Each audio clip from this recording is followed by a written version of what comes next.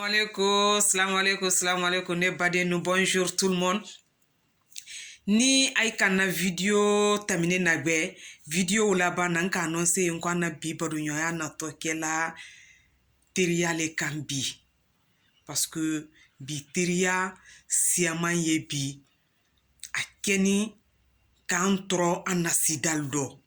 Parce que nyon jamfa bara wara teria kono. Terial bazenin te confiance kan butun. A teria siaman bazen hypocrisie le kan. Muna nyo kela. Dobrate nala odi. Keleya le. Keleya te kojudi. Nyandu nyo la keleya mfana nyedo kenjere ye. C'est acceptable. Mais ni keleya nara dana tamini. Kawase fo niveau dole la. C'est-à-dire alama Kome na teile madunya bankukulu ninka. Kofo ye wole soro forcement. Vraiment. O kile ya kujuya di lo tinyeni na. Parce que ina tokela nyango le di. Nyango ya do dana taminimba. Bela denin kalon ko menworo. Teria bi ke kunda ba muso kunda ba. Hypocrisie brawara. Kanyon do harigera tinye teria konoma wakasia bi idi doye bi sisen harigeye fakrsala na siyanye wala bilay talay adoro tinye kama soron ba ale ma wo fen soron ale ma ke comme adunyo muso wala adunyo ke wo ale harige ma falin comme adunyo muso wala adunyo ke me anye limania Ambela deni ye limania. Kafo jom bena nakande dunya ni ndoya. Ni make fuaridi.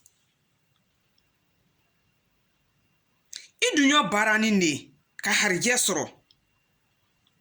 Mon ami. Ma sœur. Pourquoi toi aussi tu ne travailles pas? Ta copine a travaillé dur pour gagner. Toi aussi, pourquoi tu ne travailles pas? Au lieu d'être jalouse, au lieu de te mettre contre ta copine, pourquoi? Il faut aller travailler.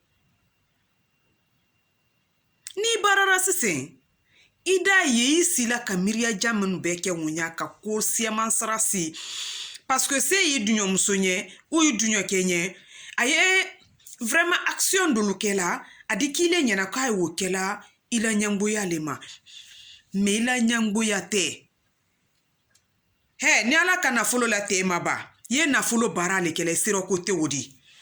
Okorote ki wasola mola. Parce que ni fenti boloni. Amano. Donc ambele deni ala tara. Ala yilimani adama. I dunyo do yesise. Aya bolo bilala fenin fitinin ndiro ala do wo kya bolo kobadi. Ahreke le wodi. Idi do fana ye. Vraiment il travaille très dur. Mais a te gagné la facilement. Parce que ala kali fana hareke keteni. Donc an kana joan soma. Chacun de nous a sa chance dans ce monde-là.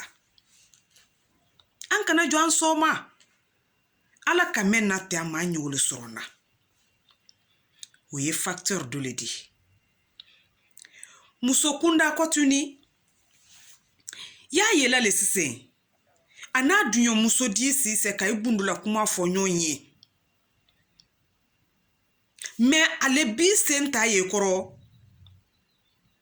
Aba dunyo la here do na tola ye. Adi karan ki ulo wo nyama ko bare. Mais wo teteri adi. Anka na nyon harike rotinye. Anka na nyon harike rotinye. Dwa wu ki jere ye. Ala no harike mena tela itiri muso woma. Wala ala no harike wala tela itiri ke woma. Man saba deli. Ala yi fanan so. Ala yi fanan tadima. me hali ma fo k'e keleya ku juya kɛla i teri ninnu na an bɛɛ ladeni n'an harijɛlen e teriya dɔ le fana ye bi kɔtuni dala sɔsɔ ba don denmuso fila ni ɲɔgɔn tɛ ma muso fila ni ɲɔgɔn tɛ ma ali ka san lolu kɛ duɲɔya mɛn construit la san 10 kɛ ni duɲɔya mɛn construit la han san 20 kɔ kɛ ni duɲɔya mɛn construit la à cause d'une futilité ali di wo duɲɔya wo ta k'a nɔɔni bɔ la ka kɛ depuis ala ye duɲa dan ay ma tele kelen hɛrɛ kɛ ɲɔgɔn ye an kana sɔn o ma mais ni la fin tɛ tana di duɲɔya rɔ dara sɔsɔ tɛ tana di duɲɔya rɔ an bara mɔba lelikan maninka kan dɔ ko fɛn mɛnu sini ɲɔgɔn kan o lele ye bɔnna ɲɔgɔn kan o kɔrɔ tɛ dɔ bɛrɛ di an mɛn y'an turunkula ɲɔgɔn dɔ an kan sɔn an kan ban londura an de ɲɔgɔn nilafi ɲɔgɔn kɔrɔ parce que adabaden fɛn fɛn y'i min na i di fili kɛ i se fili la londura kabila i duɲɔ tanarɔ i ma la wula ma vraiment ni k'a sɔrɔ ɲangoya tarɔ donc o ko façon mɛli ye o di alidali tana fɔ ɲɔgɔn ye je crois que o ka kan kala filali kɔ aliman kan kalisi aliɲɔgɔn ye turunan dɔ ka fɔ n duɲɔmuso ka mɛn kɛ na nin tɛ nin tola ye wala n duɲɔkɛ ka mɛn kɛ na nin tɛ se diɲɛ la n hakili t'a la k'a de nin kɛ na n ma nin diya ɲɛ mais an bɛɛ ladeni de se fili la fili man ju o ko sebaliya le juma ile men ka tiɲɛni kɛ a yiri duɲɔ la vraiment no erreur le kɛla yafa o tɛ foyi bɔli la o kɔrɔ tɛ k'i sila ni duɲɔ ye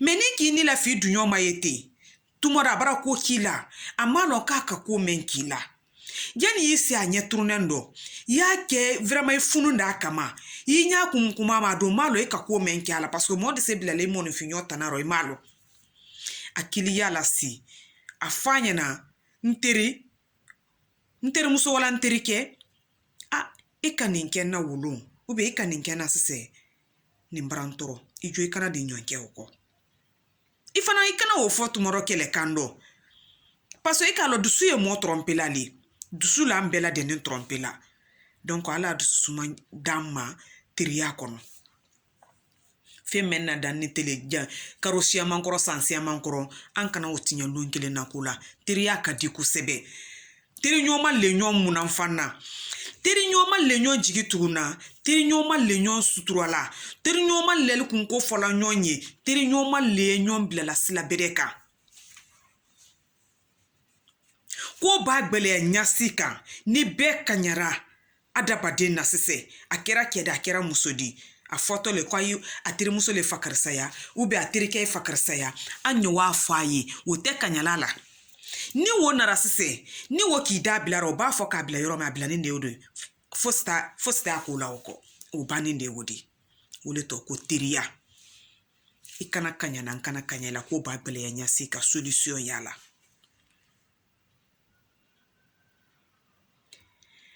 mais ni dara sɔsɔ donna ni ɲɔgɔn tɛma an ye ɲɔgɔn bundu farala mun na o tɛ baara bɛrɛ di kɛlɛ banna kɛlɛ nani kunbɛn na an ye kɛlɛ wuli kɛla mais même bara tɛmɛ an tɛ bundu bolo ma ɲɔgɔn sutura bolo ma ɲɔgɔn munafan bolo ma an kana fɔ k'an ye ɲɔgɔn kɔrɔfɔla o la an kana fɔ k'an ye ɲɔgɔn dɔ tiɲɛna o la o tɛ baara ɲɛnama di o ye facteur dɔ di facteur bɛrɛ fana ye dɔ kɔtuni ile yɛrɛ bi terimuso la kɛlasi yɔrɔ la duwawu k'i yɛrɛ ye ala y'i fana sɔn i t'a la i terimuso dusumaniya min kɛ i fana dusuma sɔrɔ ɲa o ma mais i kana fɔ ko fɔ forcément ko ɲɛ kɛ n terimuso di wala i kana fɔ forcément ko fɔ n fana ye kɛ n terikɛ di parce que ni ala ma da ɲa façon o ma ala ma la chance kɛ sans su kelen di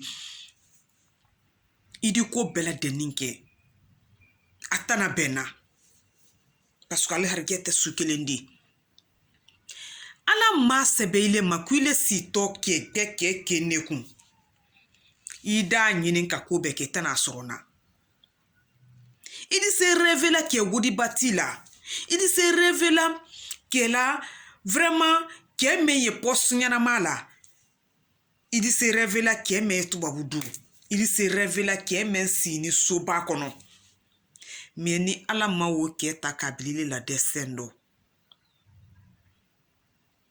itana wo ke sorona jamais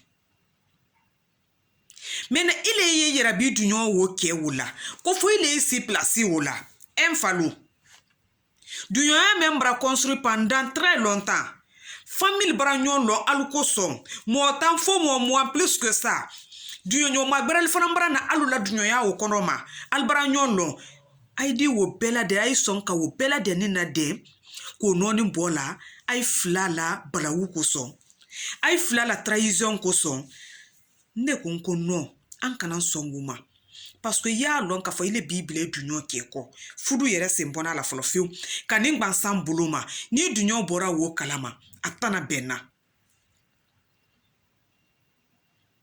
i dunyo ke fana yekran ki dunyo do tinye dunyo kenye akofe kala fudu sa kala fudu lama baranyana mate tere ju meli ya kela aya buluka tere ke mel fana ya vraiment al dunyol trahila musoko boloma kal bilal dunyol musolu ko i muso yi bolo bola ile ma muso fudu folo munu yi bila tere ke dunyol muso tere ke muso ko fe o te baranyana made parce que tere ke babo akalama aitana benna